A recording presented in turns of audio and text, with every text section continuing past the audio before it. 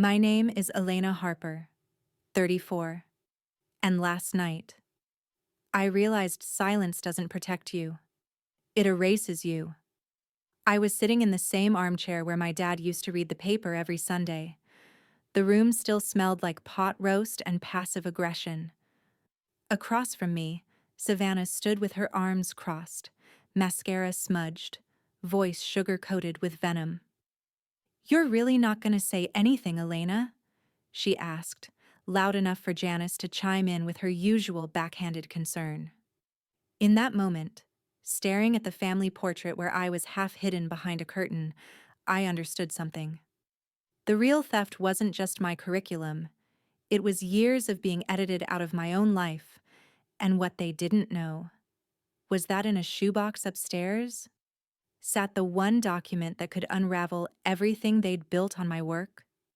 Before I tell you how I went from quiet disappointment to the woman sending them a cease and desist letter, take a second to subscribe. Drop a comment and tell me where you're watching from. Because trust me, you're going to want to see how this one unfolds. Grandma once said, "One day, your absence will speak louder than any noise." Maybe I should have believed her then, but I didn't. Not until tonight.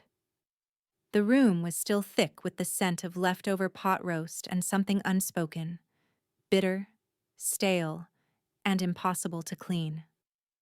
I sat in the armchair by the bookshelf, the one with the fabric worn down at the armrest from decades of my father's quiet presence. Now, only silence lived there, and me, clinging to it, like it could shield me from the gathering storm across the living room. Savannah's voice sliced through the quiet first. "So you're really not going to say anything, Elena?" Her tone was acid-sweet, like she was offering me poison sugar. "After everything I've done to help you?" I looked up slowly. Her mascara had smudged slightly, not from tears. Savannah didn't cry, but from the sheer drama of her expressions. "What do you want me to say?" I asked, measured. Not cold, not warm, just tired. Janice, seated with her ankles crossed like she was in a church pew, chimed in before Savannah could fire again. "She just wants to do well, Elena.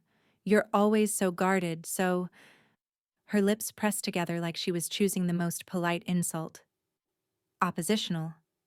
I blinked. Once. Savannah laughed, the cruel kind.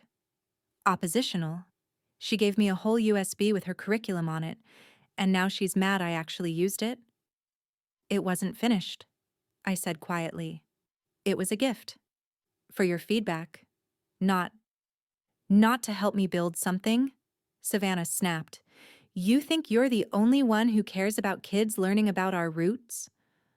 I stared at the family portrait above the fireplace, Dad holding Savannah as a baby, Mom looking regal, and me, almost cropped out by a floral curtain. I'd never noticed that before. "Family roots learning was supposed to be collaborative," I murmured. "I told you that last year. You never responded to the email." Savannah stood now, hands planted on her hips. "Oh, so now I need your permission to honor our heritage? This is what I mean, Mom. She hoards everything. Then when someone tries to move forward, she gets bitter." "She has a point," Janice added, like this was a PTA meeting and I was a delinquent child. "Savannah has drive, passion. You're too—" She trailed off. "Quiet?" I supplied. Janice's lips tightened again. That meant yes. I stood. I didn't raise my voice, didn't break a single dish. I just picked up my coat from the arm of the chair and slipped it on. My hands didn't shake. Not yet. "Where are you going?" Janice asked sharply, as if my silence was a breach of etiquette. I smiled, or tried to. "You already built the program without me. There's nothing left to talk about." Savannah rolled her eyes. "Fine. I'll copyright it. Family Roots Learning. That name's got weight. Already pitched it to Dr. Connolly. He's interested." Janice nodded like a royal giving her blessing. That's a good move, Savannah. No one noticed the way I paused at the door, hand resting on the frame like it anchored me to something solid. No one thanked me for paying the electric bill last month, or replacing the roof last winter, or for the USB I gave Savannah on her birthday last year, wrapped in soft gold ribbon with a note. Hope this helps us start something meaningful together. I closed the door behind me without slamming it. That would have been too loud, and they liked it better when I was quiet. The morning sun had barely cracked the blinds in my apartment when I saw the phone screen. 14 missed calls from Mom. Not a single apology. They say the past can't hurt you, unless your past has a copy of your intellectual property. The clatter of spoons against ceramic cups filled the community cafe, but I barely registered it. My laptop glowed softly in front of me, screen open to a folder labeled Roots Prototype. It hadn't been touched in months, maybe because part of me believed, foolishly, that silence would be enough. That being the bigger person meant letting things go. But now Savannah had turned my silence into a weapon. "You're not drinking your coffee," Marissa said gently, sliding into the chair across from me. Her braids were tied back today, a pencil tucked behind her ear like always. I looked down. The foam heart in the latte had melted into shapelessness. "Didn't feel right," I mumbled. She glanced at the screen. "You reopened it." "I had to." I clicked through the folders. Outlines, assessment modules, pilot survey reports. All written with care. All tagged with timestamps, some dating back 3 years. "Do you remember when I stayed up till 2 a.m. trying to code the feedback loop?" I asked. Marissa smiled. "You called me at midnight crying over line 117. "Exactly." She reached over and squeezed my hand. "So tell me again. Why is she getting the funding?" I didn't answer. Instead, I opened another folder labeled Visual Concepts. Savannah's voice from the night before rang in my head. "Already pitched it to Dr. Connolly." Bile rose in my throat. I opened my inbox. Subject: Similar proposal received. Clarification needed from info@nexus.org. Date: 7:02 a.m. Dear Ms. Harper, thank you for submitting your proposal for the Family Roots Learning Initiative. We noticed several similarities with another proposal we received, titled Root Rise, submitted by a Elena Harper. Could you please clarify your current affiliation and ownership status of this intellectual property? Sincerely, Kendra Sloan Nexus Ed Foundation. My lungs tightened. She renamed it Root Rise, I said aloud. Marissa leaned forward. "You're kidding." I turned the laptop toward her. She scanned the email and let out a slow, whistling breath. "She's got guts. And audacity." She took the outline. The name's different, but the structure is the same. Even the timeline is nearly identical. She just added graphics. Marissa shook her head. "That's theft." "Legally?" I asked. She shrugged. "Morally? Absolutely. Legally?" She paused. "Do you have any proof of ownership?" I hesitated, then nodded. "There's a handwritten draft. First version of the curriculum, dated and signed.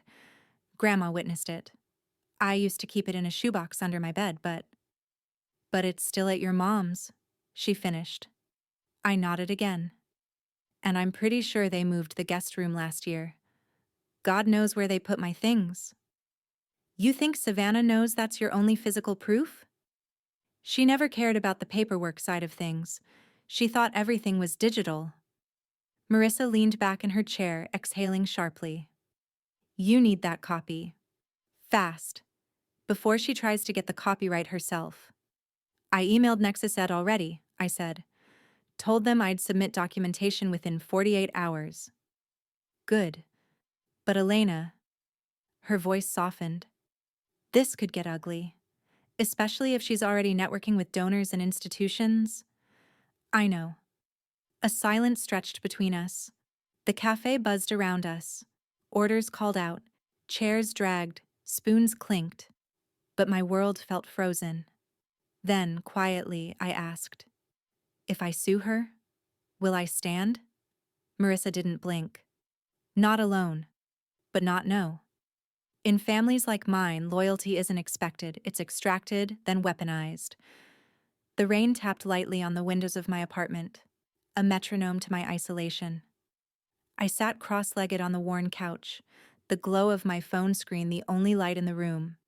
The silence wasn't comforting anymore. It was stifling, like wool pressed to my mouth. I hadn't left the apartment since Monday. Not out of fear. Just, what was the point? A buzz. Message from Marissa. Photo received. I tapped. There she was, Savannah, dressed in a deep emerald dress, smiling like a first lady, holding a bouquet of lilies and wrapped in praise. Behind her, Janice clapped with a proud, practiced grace, the restaurant's chandeliers glittering like spotlights. Mom's birthday dinner. I hadn't been invited. Marissa followed with a second message. She's giving a speech. Said it's all from the heart. Want the clip? Before I could answer, she sent it. Savannah's voice, now polished with media coaching, rang through the speakers. This program came to me when I saw how disconnected children were from their roots. I knew I had to create something that would bring them back to who they are. The camera panned to Janice, who nodded solemnly, hand over heart. Behind them was a projection slide titled Root Rise, Culturally Responsive Learning. I paused the video, rewound 5 seconds, played again. This program came to me. I mouthed the words with her. I had written that phrase 2 years ago in a draft called Vision Statement V4.xcx. I still remembered because I struggled for hours to get it just right. The irony stung deeper than the betrayal. It wasn't just that she'd stolen it. She believed it was hers.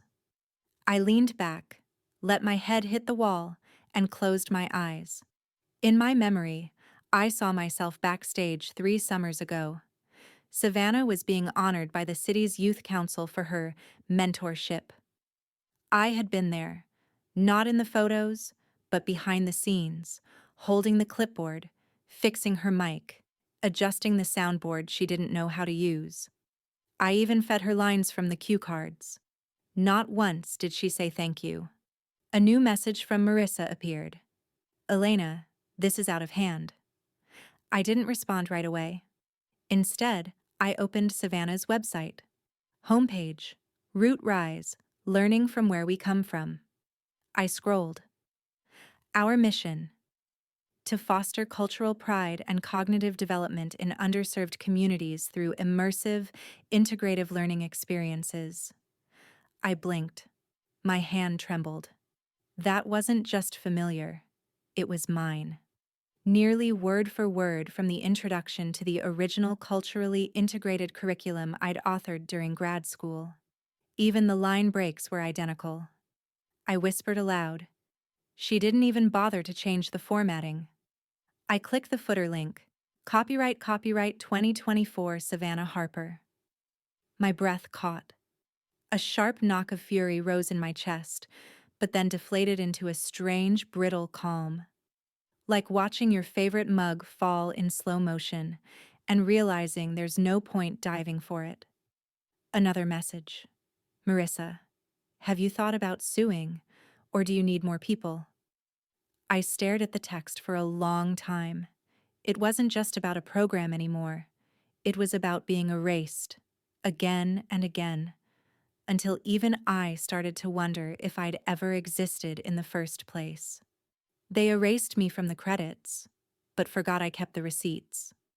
The attic smelled like paper and dust, and something more stubborn: memory.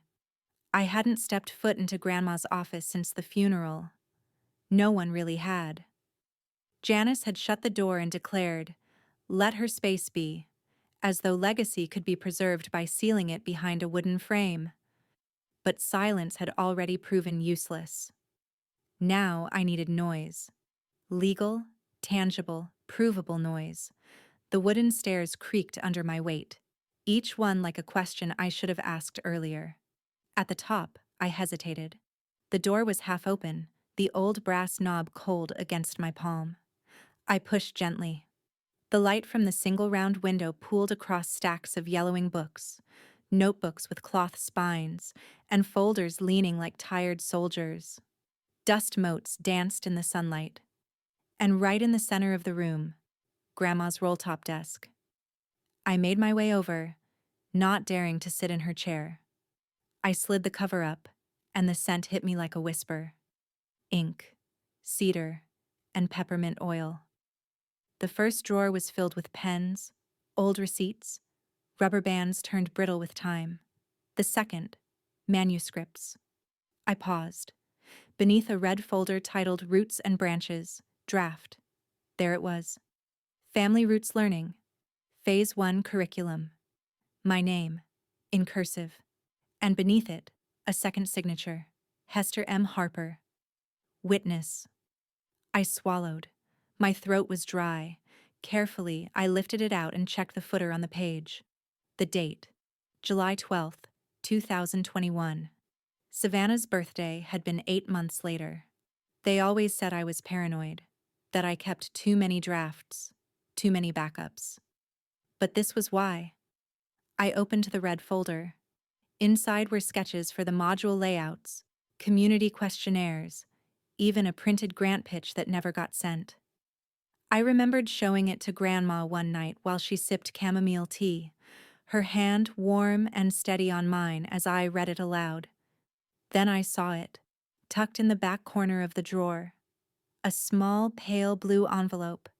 No postage, just my name, Elena. The paper was folded once, the edges curled. Her handwriting was delicate but firm. I sat on the floor and read, the words cracking something inside me with every line. My dear Elena, if you're reading this, then time has made its move. I've watched the way you love ideas, not to hoard, but to give them shape and meaning. That is not common.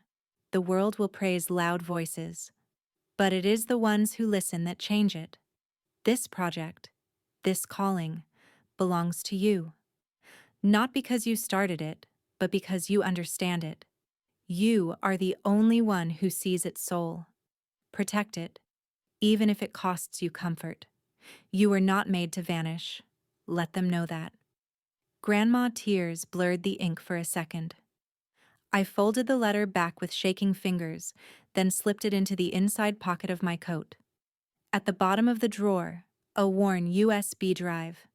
Label, Roots, 0.1 backup. I slid it into my laptop and waited. Modified. July 15th, 2021. User, E. Harper. I opened the file. The intro line stared back at me like an old friend. To teach a child where they come from is to free them from where others put them. No version of Savannah's presentation had that. I packed everything. The manuscript, the USB, the letter, into my satchel like evidence for a trial. Because maybe it would be. When I got home, I didn't even take off my shoes. I dropped the bag on the table, opened my email, and typed, to contact@margotavenslaw.com. Subject, intellectual property infringement, urgent inquiry. Then I clicked send. When I knocked on her office door, I wasn't seeking revenge. I was reclaiming my name. The hallway smelled faintly of lemon oil and old carpet. It was quiet, almost reverent, as if even the building knew this wasn't about vengeance. I stood outside the frosted glass panel that read, Margot Evans, Attorney at Law, steadying my breath. My palm hovered over the brass handle a second too long. Then I pushed. The door opened with a soft chime. A young assistant with dark curls and efficient eyes looked up from her desk. Ms. Harper? Yes. Elena. Ms. Evans is expecting you. She gestured to a side door. Straight through.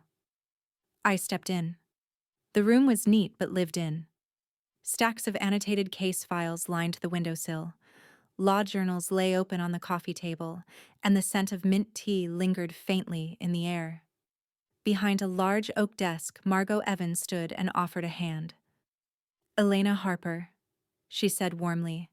"I remember you." I paused, startled. Her smile curved gently.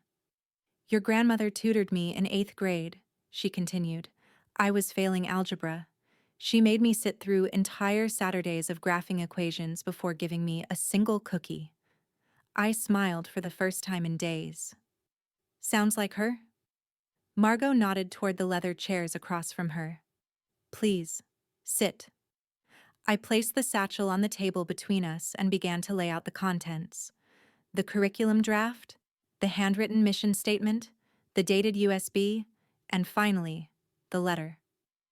Her brows arched as she examined each piece carefully, gloves on, pen tapping occasionally against her notepad. "She signed here," I said, pointing to Grandma's signature. "And the file timestamp confirms it predates the alleged appropriation?" "By at least 8 months," I confirmed. She nodded. "That matters." I watched her as she leaned back, lacing her fingers beneath her chin. Her eyes were sharp, calculated, but not unkind. "There's enough here," she said finally. "Grounds for a civil case: copyright infringement, misappropriation of intellectual property, possibly an ethical violation if Savannah filed grant applications or public claims using your material." My stomach turned. "And if she already has?" "We'll find out," Margot said. "I have a contact at Nexus Ed." I hesitated. "What are the chances?" "Of winning?" She tilted her head. "Hard to say. Depends how far she's gone. If there's a paper trail, if witnesses talk." She glanced at the letter again, then looked at me. "But I'll tell you this. Your grandmother was the first person who believed I was worth fighting for. If I get to return the favor by defending her legacy, I'll do it. No charge." Something clenched in my chest, then loosened. I didn't realize I'd been holding my breath. Margot continued. "Before we file, though, there's something I want you to consider." "What's that?" She leaned forward. "You could give them a chance to withdraw. Privately. No press, no courtroom. Just a formal request to take the site down, return the grant, issue a statement." I blinked. "You mean, offer them dignity?" She shrugged. "It's not dignity they've earned, but it's a door you can choose to open or close." The thought of Savannah, smug and smiling at my mother's birthday dinner, boiled beneath my ribs. But deeper still was Grandma's voice. "Protect it, even if it costs you comfort." "And if they refuse?" I asked quietly. Margot didn't flinch. She met my gaze squarely. "Then let's begin." They built a stage for my sister. I was busy building a case. The elevator let out a mechanical sigh as it reached the 3rd floor of the university library, a place that still smelled of dust, old syllabi, and over-caffeinated regrets. I hadn't been here since graduation, but everything was exactly as I remembered. Amber lighting filtering through tall, arched windows, floorboards that creaked just enough to make you feel watched, and rows of study booths carved with initials that no janitor bothered to scrub away. I took a deep breath, adjusted my bag, and stepped into the archives wing. Margot's voice echoed in my mind. "If they deny it, we need insider testimony. Someone who saw the chain of custody break." I wasn't sure Natalie would even show. The desk clerk, a woman in her 60s with cat-eye glasses and a proud librarian pin, barely glanced up when I asked for the access logs to the Roots mapping project. "FERPA rules," she muttered. "Nothing private leaves this desk." "I'm not asking for student grades," I replied calmly. "Just timestamp logs on shared software use. That's university property." She tapped her nails on the desk, studying me. "Harper? Elena?" She disappeared for a few minutes, then returned holding a slim folder. "You'll have to look at it here. See." I flipped it open. Line after line of time-stamped entries, my ID number, my university email. Each entry tied to roots mapping, a visualization tool I'd customized for the Family Roots Learning Program. One entry caught my eye, March 4th, 2022, 2 months after I'd stopped using the tool. It bore my username, but I hadn't logged in that day. My fingers clenched around the edge of the paper. Elena? I turned. Natalie stood just past the first bookshelf, wrapped in a brown coat too big for her and a look that wavered between guilt and defiance. "Thanks for coming," I said, unsure how much gratitude I owed her yet. She shrugged. Curiosity got the better of me, and it's not like I have anything to lose. We sat at a side table beneath a brass lamp. I handed her a printed copy of the log. She read in silence. "She used your ID," she said finally. "More than once. You saw her. Twice in the lab. She said you gave permission, but it never felt right. Especially since she changed the login info after that." I exhaled. Something between relief and fury. "I got fired the day after I asked too many questions," Natalie continued. "I was told I'd been disruptive to the team's cohesion." "That sounds like Janice," I muttered. Or Savannah, pretending to be Janice. Natalie reached into her coat pocket. "I still have this." She slid her phone across the table. On screen, an archived email from Savannah dated June 6th, 2022. "Do not mention the origin of the project in public or in funding documents. I'm leading this now. That's final." The words sat on the screen like coals. I didn't speak. Natalie glanced at me. I kept it, just in case she tried to burn me later. Smart. She leaned forward. "Look, I know I didn't stand up when I should have. I was afraid. But you were the one who built it. I saw the drafts. I heard you explain the modules. I'll testify, if you want me to." A lump formed in my throat. Not sorrow. Recognition. Maybe even a flicker of justice. "I was used too," she said. "Except I pulled out sooner than you." I nodded. "That still makes you brave." She stood, zipped her coat, and walked off without ceremony.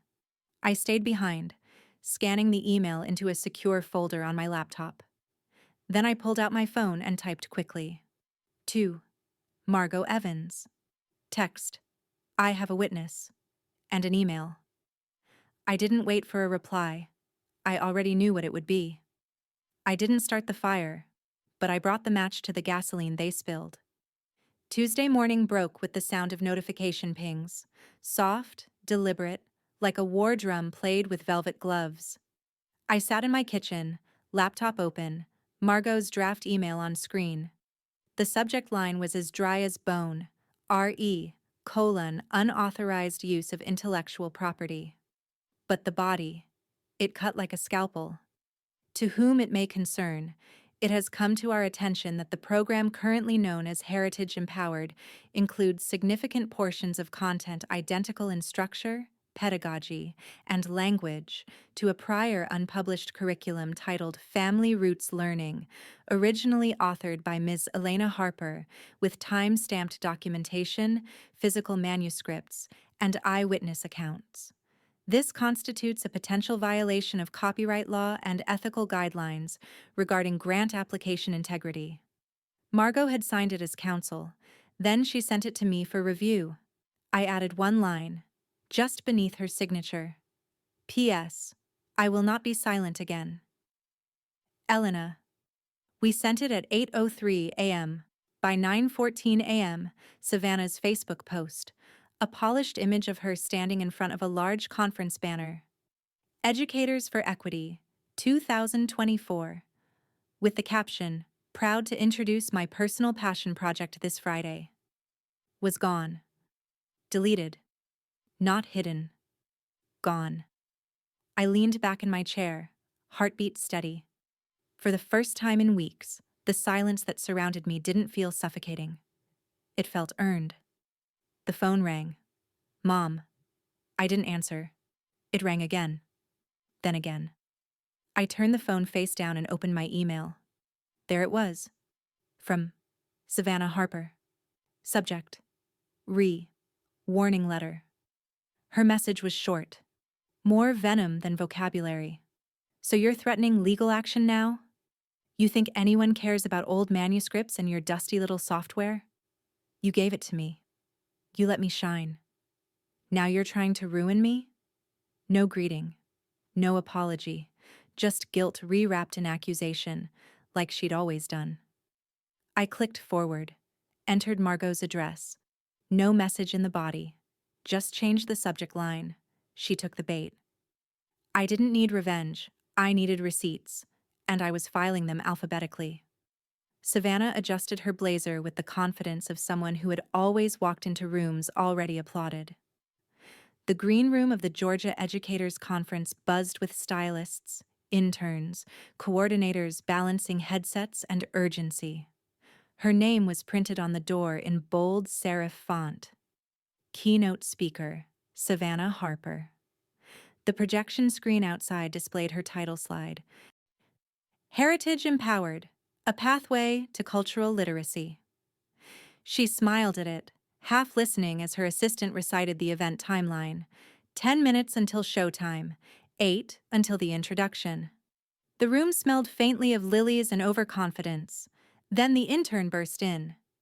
Ms. Harper, there's a situation. Savannah didn't flinch. Define situation. The intern held out a phone. An email glowed on the screen. Subject line: Urgent. Intellectual Property Conflict Notice to the event organizers and sponsorship committee. We are writing to inform you that the forthcoming keynote presentation titled Heritage Empowered appears to contain unlicensed and plagiarized content derived from an unpublished program known as Family Roots Learning, developed by Elena Harper. Documentation, including metadata, eyewitness statements, and time-stamped manuscripts, is available upon request. Proceeding with the current speaker without proper disclosure may subject your institution to legal complications. Respectfully, Margot Evans, attorney at law. Savannah's hands curled into fists at her sides. Where did this come from? She asked tightly. The intern stammered. It's been circulating in the organizer WhatsApp group for the last 30 minutes. The sponsor reps are already asking questions. She moved like a woman wading through molasses as she exited the green room. Beyond the curtain, the audience waited. Rows of folding chairs filled with educators, investors, and community organizers. The podium gleamed under the stage lights, a beacon of expectation. The host took the stage. Our keynote speaker today is someone whose work in culturally responsive education. Her voice trembled.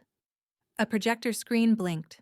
For a second, it displayed Savannah's title slide. Then it glitched. Then came a split screen. One half showing Savannah's Heritage Empowered module, the other a document labeled Family Roots Learning, Draft V2, March 2022, E. Harper. The room rippled. Lines of text mirrored each other word for word, graphics identical. Even the taglines, "Sow culture, grow confidence," were a perfect match. Someone whispered, "That's plagiarism." Another murmured, "Isn't that Elena's?" Savannah stepped onto the stage, mic clipped to her collar, smile brittle as glass. "Good morning," she began, voice shaking. The sound system picked up every tremor. The moderator interrupted, walking on stage with a clipboard. There was a short, whispered exchange. Savannah's smile collapsed as the mic cut out. The host turned back to the crowd. Due to unforeseen circumstances, we will be shortening today's keynote. Gasps scattered like confetti. Savannah stood frozen as her moment unraveled in real time, the applause she expected replaced by murmurs of doubt and slow head shakes. Back in my apartment, I watched it all through a shaky phone live stream. Marissa had sent the link 2 minutes earlier. I didn't smile. I just sat with my hands folded, waiting. My phone buzzed. "Mom, Elena, what are you doing? You're ruining her." They called me a saboteur, but I was simply pulling back the curtain. The envelope was thick, one of those cream-colored FedEx packages that made your stomach drop before you even broke the seal. It lay on my doorstep like a silent threat. The sender's name was embossed at the corner. Drayton and Beale, LLP, Savannah's new defenders. Inside, 10 pages of legalese, bold headlines that blared like accusations. Cease and desist demand, defamation of character. The letter accused me of orchestrating a campaign of slander, of distributing misleading and damaging content about Savannah's professional credentials, and of maliciously interfering with contractual relationships. I stood there, paper in hand, heart in throat. My name looked strange in print. Elena Harper, the aggressor. Margot sat cross-legged across from me at her office, reading the pages with surgical calm. "This is expected," she said, without looking up. I blinked. She's accusing me of defaming her honor? She's trying to flip the narrative. She can't erase the documents, the email, or the metadata, so she'll try to paint you as the jealous sister digging up dirt. "She's not wrong about that part," I muttered. Margot smirked. "She's wrong about what we'll do with it." Still, I felt the weight of it pressing down. There was something different about seeing her retaliation spelled out in legal jargon, wrapped in polished language that made me sound petty and vindictive. Part of me, a part shaped by years of silence, started to believe it. Maybe I was ruining things. Maybe I was the problem. That night, I sat on my porch, fingers curled around a mug of tea gone cold. The stars above Atlanta blinked like they were tired of watching. A text from Marissa arrived. "You okay?" I didn't answer. Then Natalie texted a video. It wasn't long, maybe 30 seconds. The screen was shaky, taken from an old phone.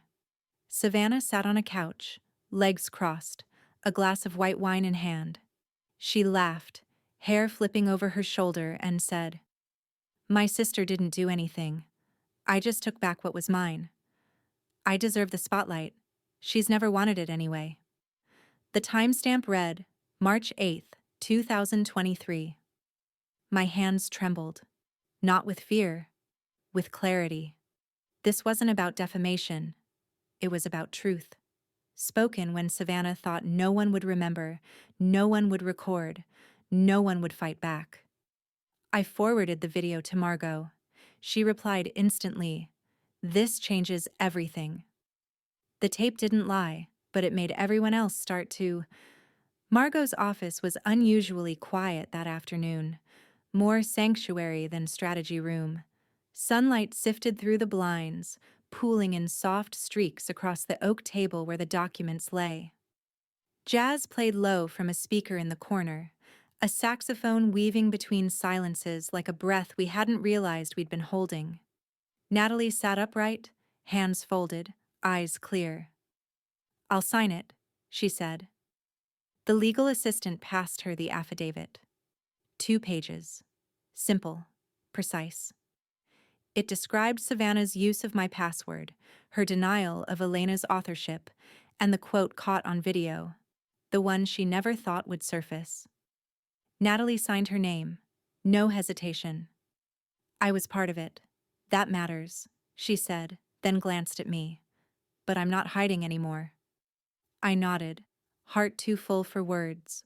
She had been in the shadows once, like me, but we weren't shadows anymore.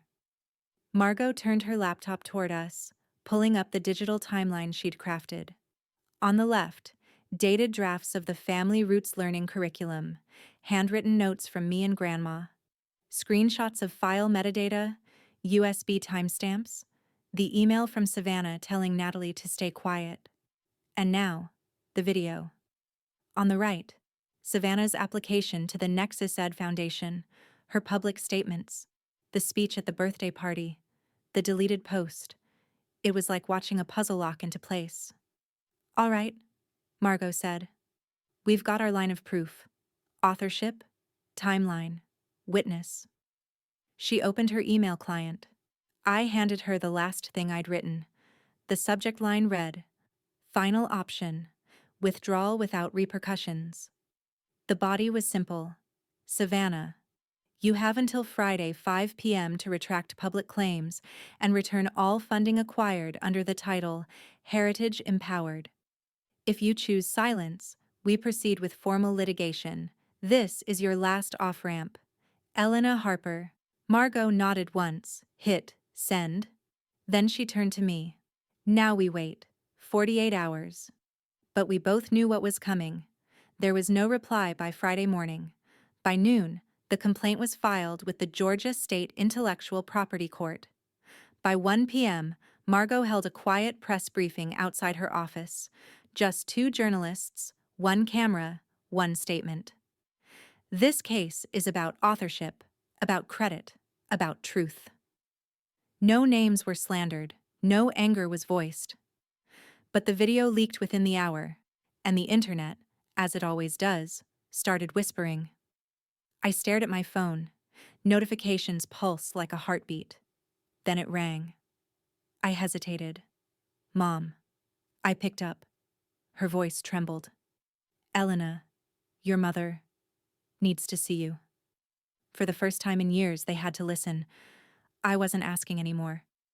The Atlanta Education Council auditorium buzzed with a low hum, the kind that rises just before a storm breaks. Rows of seats were filled with community educators, reporters, school administrators, and curious neighbors. Some clutched notepads, others smartphones, ready to document what they'd only whispered about until now. I stood in the wings, palms damp, heart steady. Margot adjusted the lapel of my jacket before whispering, "You don't need them to believe you. You just need them to hear you." I stepped into the light. The projector behind me flickered to life with a single slide. Original curriculum draft, March 14th, 2020. My name sat at the bottom in clean font. Under it, Grandma's signature, scanned from the paper she left in the attic. I took a breath. My name is Elena Harper, and 3 years ago I developed the Family Roots Learning Program to serve children whose stories were never in textbooks. A few murmurs. I click the remote. Timeline, email chains, access logs, the photo of the USB with its last edit date, the audio file where Savannah whispered to Natalie, "Don't tell anyone the origin. I'm in charge now." I looked toward the front row. Janice sat stiff, jaw clenched, her purse clutched tight in her lap. She hadn't made eye contact since I entered the room. Next to her, Savannah shifted uncomfortably, arms crossed. She wore a crimson blazer, perfect makeup, and the brittle stillness of someone being watched. I clicked again. Natalie stepped forward to the mic. Her voice didn't shake. "I was a research assistant. I saw Elena build this program. I saw Savannah take credit. I received an email asking me to keep quiet or lose my job. I stayed silent. Until now." A collective gasp rippled through the audience. The board chair, a silver-haired man with sharp eyes, leaned forward. "And you're willing to sign this statement under oath?" "Yes, sir," Natalie replied. I scanned the audience. Some people nodded, others frowned, and a few, those who once dismissed me as the quiet sister, looked like they'd just bitten into something bitter. Then Savannah stood. Her heels clicked like defiance across the floor. She took the second microphone. "My sister," she began, "is confused. She gave me that material as a gift. Years ago. She didn't want to lead. She said it herself. She doesn't have the fire for public work. Lies always come wrapped in soft tones. She's just jealous," Savannah added, her voice rising. "I did the work. I got the recognition. She has nothing but a past." The tension in the room snapped like a violin string. I didn't flinch. Then a woman in a gray blazer, one of the council's younger members, raised her hand. "Ms. Harper," she said, addressing Savannah. If Elena has the copyright, and witnesses confirm her authorship, why is the grant application filed solely under your name? The room went silent. Even Savannah blinked. No answer. Behind me, Margot tapped her tablet and gave me the smallest nod. We were just getting started. They forged my name, but I still had the pen. The morning after the hearing, I was back in Margot's office, running my fingertips along the cold ceramic mug she handed me. The jasmine tea inside barely registered. My mind was elsewhere. On the woman in red heels who'd just lied to a room full of people without blinking. On my mother's frozen face. On the question that changed everything. Why isn't Elena's name on the grant application? Margot was already ahead of me. She paced in front of the tall windows, tablet in hand, scrolling. I pulled the documents last night, she said, and I've already requested a forensic analysis of the signatures. Wait, I said, setting the mug down. You think Savannah forged? I think, Margot interrupted. Someone submitted a version of the grant that was edited after your name was on it. And I think they tried to make it look like you approved it, with your signature. A beat of silence passed. Then she added, We'll let the experts confirm it. By mid-afternoon, a forensic signature analyst, a calm woman in her 40s with reading glasses and a voice like velvet, sat across from us. She placed 2 printouts side by side on the glass table. This, she said, tapping the first sheet, is a scan of Elena's real signature, dated January 2022. She moved her pen to the second. This one was digitally lifted, altered slightly in pixel resolution, and embedded using PDF software in March 2023. That's forgery. My stomach dropped. Not from surprise, but from validation. The ache of truth being weaponized had long settled in me. Now it had a timestamp. Margot folded her hands. And the patent filing? The analyst nodded. Elena's name was on the first submission, then removed in a later revision. The metadata shows a login under Savannah's email address. Margot looked over at me, her voice cool and razor-sharp. We're not just talking about family betrayal anymore. This is legal fraud. Later that evening, we sat in a small closed meeting room with a representative from the Georgia Legal Council.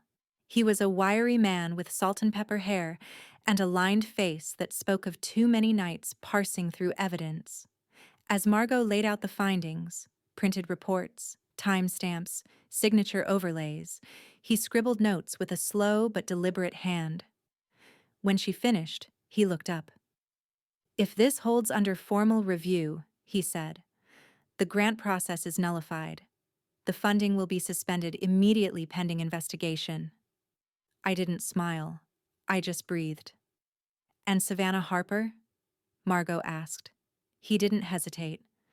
Temporarily suspended from any public funding activity, until further notice. It should have felt like a win, but all I felt was tired. That night, as I sat by the window in my apartment, half reading the email confirmation from the council, a soft knock startled me. When I opened the door, Janice stood there, clutching her purse with both hands. Her eyes were red, not freshly, but as if she'd been crying on and off for hours.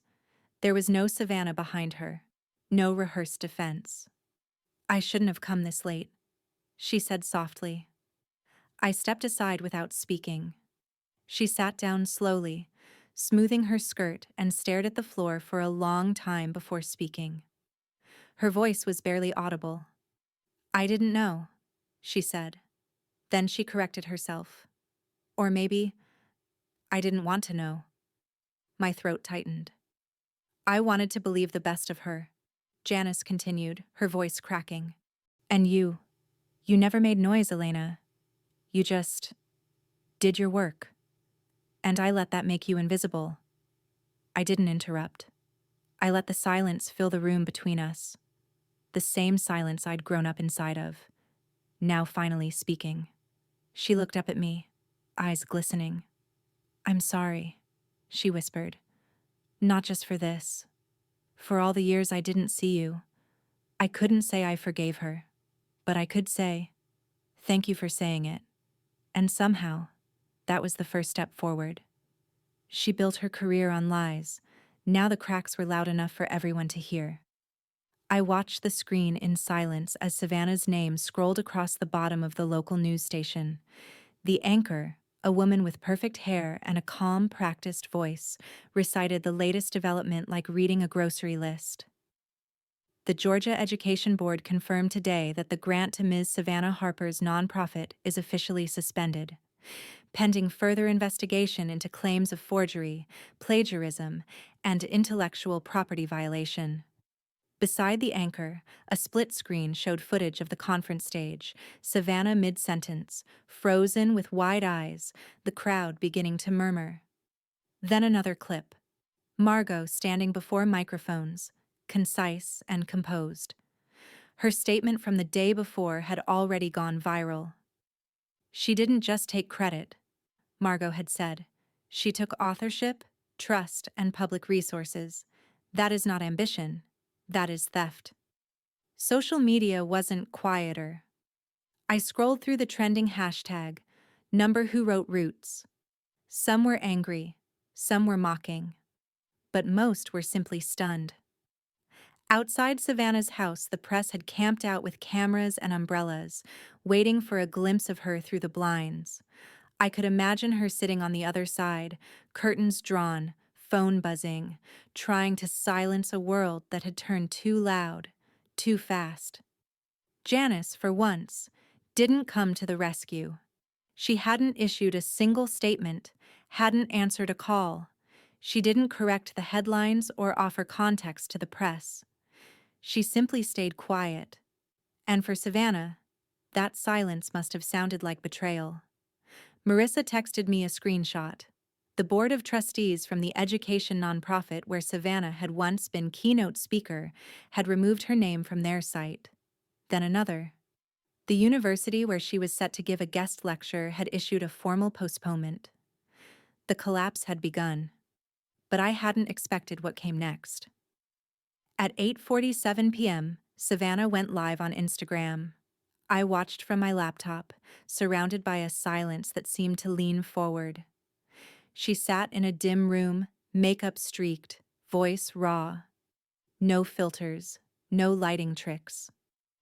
I know what you all think, she began, that I'm some kind of monster, that I took what wasn't mine. Her eyes darted to the screen, watching comments scroll by too fast to read. But you don't know what it's like to be the second daughter, the one who had to shine or disappear. Her breath caught. Elena never needed applause. She just did things. Quietly. Perfectly. And I just wanted to be seen too. There it was. I felt no joy in her unraveling, just a strange, distant ache, like watching a house burn down that you'd once lived in, knowing there was never a fire alarm. Savannah's voice cracked again. Everyone says I'm the golden child, that I was favored. But do they know how many times I heard, "Why can't you be more like your sister?" The screen flooded with hearts. And with questions. Then one comment slowed, froze briefly, pinned to the top of the feed by the algorithm itself. So you're confirming your sister created the show? Savannah's face drained of color. She reached for the screen, and the live stream went black. I didn't win a trophy. I reclaimed my name. The wind was soft that morning, stirring the leaves in lazy circles across the grass. I sat on the weathered bench tucked under the old sycamore tree, the one Grandma and I used to visit on warm afternoons. She'd sit beside me, reading aloud from whatever book I clutched in my lap, her voice a calm anchor in a world that often felt stormy. Today, I was alone, but not empty. In my hands was a folder with the gold-stamped logo of the North Star Education Initiative, an independent nonprofit focused on culturally integrated learning. At the top of the page, just below the header that read, Strategic Content Lead, Community Innovation Program, was my name. Elena Harper. No footnotes, no borrowed gloss, just mine. Marissa appeared with 2 coffees in hand. She didn't say anything as she handed me one, just sat down beside me and let the silence settle like old friends reuniting. I saw the announcement, she said finally. North Star's lucky. I looked over, smiling faintly. I didn't think I'd feel anything, but I do. She hesitated. I need to say something. Maybe selfish? I raised an eyebrow. Marissa sipped her coffee, then turned to face me more fully. I'm sorry for trusting you more than myself. When I didn't reply, she added, I knew the project mattered, but I thought staying out of it meant I wasn't taking sides. But I was just scared. I rested my hand on hers. You stayed when it counted. That was enough. We sat quietly, watching 2 children chase each other near the pond, their laughter high and wild. Somewhere in the distance, a dog barked. Birds chirped in soft, curious patterns. Peace, for once, felt earned. A pair of footsteps approached, cautious, measured. I knew them before I looked up. Janice. Her coat was a little too buttoned, like she didn't know whether to present as mother or supplicant. She stopped a few feet from the bench, eyes darting between me and Marissa, who stood slowly and gave me a nod before walking away. It was just us now. Janice didn't speak at first. Her lips pressed into a thin line, then parted. If you give me a chance, she began, but faltered. I don't know what else to do but stay silent. I let her words hang in the air, words that, months ago, I would have begged to hear. Now, they felt like rain long after the fire had burned out. I don't hate you, I said, but I'm not here to fix us. She lowered her gaze. My silence, I continued, is also a choice, and I have chosen it. Janice nodded once. It wasn't a nod of agreement or understanding. It was resignation. A quiet acceptance that her daughter had walked through the fire and no longer stood waiting for applause. She left without another word. I sat back on the bench, the weight of the folder warm against my lap. I opened it again, flipping to the first page. The signature line gleamed under the sun, my name printed bold and unwavering. I took the pen from my bag and signed. I didn't ruin their lives. I just stopped letting them script mine. The lights on the set were softer than I expected. Warm, not glaring. They framed the host's desk in a halo of amber, bathing the navy backdrop in a steady, inviting glow. I sat in the guest chair, mic clipped to my collar, palms folded calmly in my lap. It was a full house tonight. I could feel the quiet anticipation humming beneath the studio audience's polite chatter.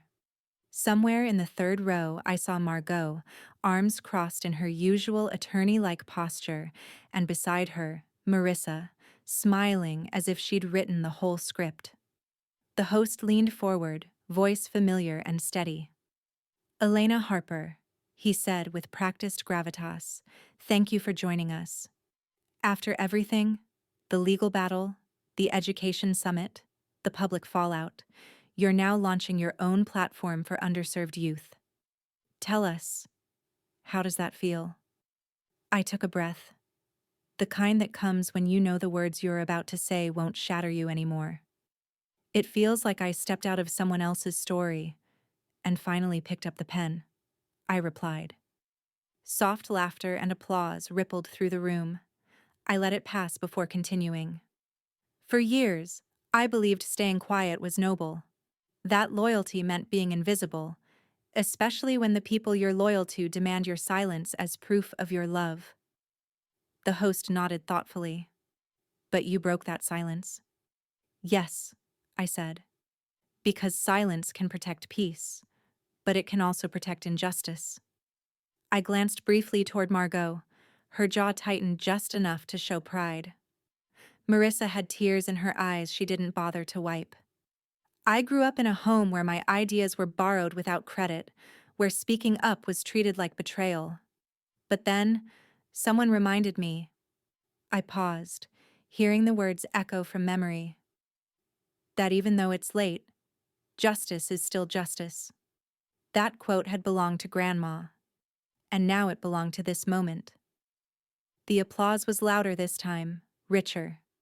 I felt the weight of it, not as validation, but as something closing behind me. A chapter, maybe, or a door. The host smiled as the clapping faded. One final question, Elena. If you could speak to yourself 10 years ago, what would you say? I let that settle inside me for a beat. 10 years ago, I was still adjusting microphones behind the stage while my sister accepted awards. 10 years ago, I still thought love could be bought with silence.